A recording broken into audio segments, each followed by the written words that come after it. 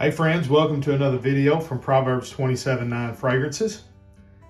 And today I'm going to be doing my top 10 favorite fragrances from the last year. So that's going to be spanning 2021 and 2022, what little bit of 2022 we're in. If you would, go ahead and hit the subscribe button if you haven't already. Make sure notifications are on.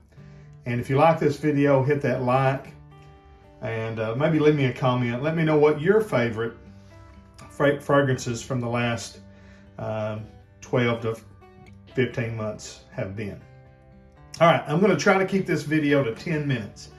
And I've got some notes here to try to keep me on track. So no honorable mentions. Let's just go ahead and get started at number 10.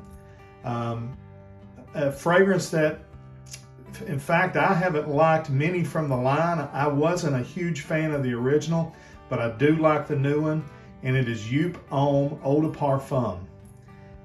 This was a 2021 release, and what I liked about it, and let me go ahead and say this, I think you're going to find in this list the reason why I believe all of these fragrances are on here is because it seems like in the last year, the fragrance houses have decided to go a little bit more, I'm not going to say old school, but they have just classed up their fragrances a little bit. They've made them a little bit less sweet, a little bit more mature, and I'm digging it from all these releases. And that's what happened with Ubalm. They took the original Ubalm DNA is still there, but in the Eau de Parfum, they kind of made it a little more resinous, a little bit kind of boozy almost, and took a little bit of that synthetic-y sweetness out of it that you get from the original. Number 9, and I went back and forth on two different ones, but I'm going to go with from Dolce Gabbana light blue line. I'm going to go with Italian Love, which is the 2022 release. Light Blue Forever, the 2021 release, I really liked. But I feel with Italian Love, all they did really, there's not much difference in them other than they kind of toned down the opening just a little bit so it doesn't punch you in the face quite as hard. Just a little bit more smooth. And I really like that. It's a great summertime fragrance, high heat fragrance. And so that's the number 9 spot. Number 8 spot. From the house of Ralph Lauren. It was a 2021 release. It was Ralph's Club. And Ralph's Club is a woody, spicy fragrance. And to me, what it smells like is the Invictus Aqua DNA. If you could imagine a woody fragrance, it smells like they took like the 2016 Invictus Aqua or like Mont Blanc Legend Spirit, and they sprayed it on a guy and sent him out into the woods, and in the middle of the woods he found, a little garden full of spices. It's woody, it's spicy, but it's also got that a little bit of aquatic DNA, just a hint of sweetness there so that it's mass appealing, but definitely not near as sweet as Invictus Aqua or Mont Blanc Legend Spirit. Just smells like a grown-up, mature version of those fragrances. So I really like Ralph's Club. It's a good fragrance, kind of that bridge of the gap. Young people can wear it if they want a more mature scent. Older people can wear it if they want a modern scent. So just really good. Number 7 from a line that I'm not a huge fan of, but it's from Azzaro's Wanted line, which I've never been a fan of the original. The Most Wanted, I like it. It's just too sweet for me. That's been my problem with the Stronger by You, Stronger with You. My brain just slipped. The Emporio Armani line. They're just so sweet. But Most Wanted Parfum, the 2022 release, I liked it. The Most Wanted EDP with that toffee, again, it, just a little too sweet, a little too gourmandy for me. I like the Parfum a lot better. It's more woody. It's a little smoky. The ginger note kind of gives it a zing. And again, they amped up the woods. You've got a bourbon vanilla base, so it's just, Most Wanted line has got a little bit of a booziness. After that first one, it's almost like the first one come out and they liked the bottle, but they didn't like the fragrance, and they really changed it in the flankers. But I do like the Most Wanted Parfum. It's the newest one from Azzaro's Wanted line. All right, number 6 from the House of Versace. This is a line that I've liked all of them, and this is from their Eros line, and it's Eros Parfum. And again, it seems like what they're doing. What I like about Eros is it is a modern fougere. It's an amber fougere. And even in the original, the EDT, once you get over that initial sweet blast, and it is sweet, but it's not overly sticky sweet, it dries down to a nice, classy, mature fragrance. It's a little powdery. It's got that oak mossy kind of patchouli thing going on in the dry down.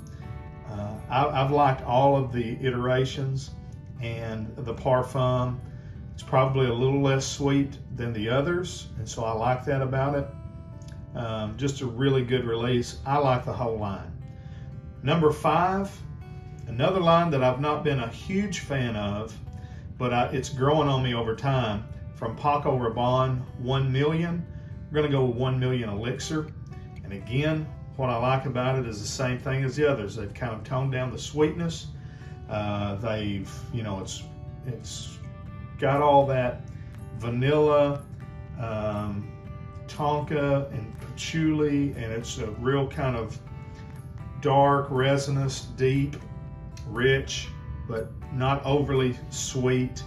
Very alluring, very mass appealing without being like an Ambroxan bomb and all that. There's a rose note in it that is beautiful. I'm not a huge rose fan, as most of you know, but I do like it in 1 Million Elixir 2022 release. Check it out. Number 4 from the House of Dior, one of my favorite houses, Homme Cologne 2022.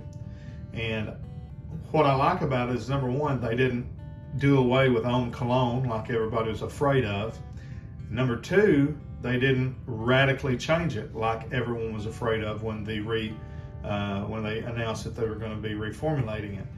I love it. It's still fresh. It's like cooling to your skin to put it on. It's like a glass of ice cold lemonade with a little mint leaf in the top of it, on a hot summer day. It lasts a good while. It's got those nice white musk and florals in there with that bright, beautiful opening citrus. Absolute great release. I love it. Number 3 from the House of Yves Saint Laurent, and it is Y Le Parfum 2021 release. Again, less sweet, a little more masculine, a little more mature. Nice use of aldehydes, something that's not used near as much in modern releases as it was in releases in the 70s and 80s, and even prior to that. It's resinous, it's woody, it's a little sweet, it's a little fresh, a little blue, all those things that you get from Y. But again, not quite as sweet.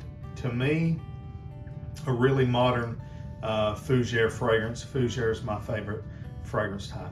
Number 2 spot, from the House of Dior, from their Sauvage line, which I have enjoyed every release from that as well, and it's Sauvage Elixir, and I think it's by far the best in that release, or that line.